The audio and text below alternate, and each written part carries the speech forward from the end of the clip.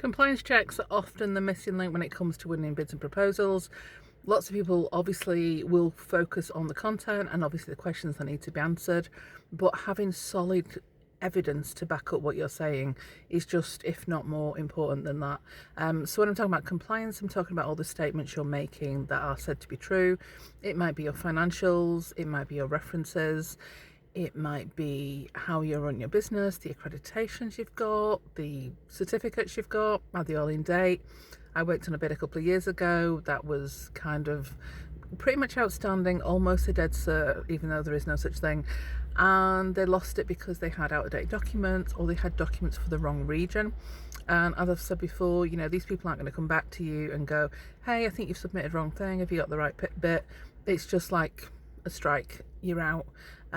Because the people don't have time for that. Like, you submitted something on time, it should all be present and correct, and if it's not, then that's on you, kind of thing. But that's what we're talking about when we're talking about compliance and diligence and making all those checks for governance reasons and stuff like that. Like, that's what people are looking for. So you might score the highest, but then the person who comes in second or third after you're scoring, because they can't go through with your offer, essentially, because all the things don't really line up, then they're going to go for the other people down the road. So it's never a quick thing. It's never just, oh, if I just get this right, then we'll definitely win.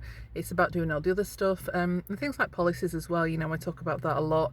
For me, lots of organisations, I've worked with a lot of startups and small businesses, and they haven't spent a lot of time on that.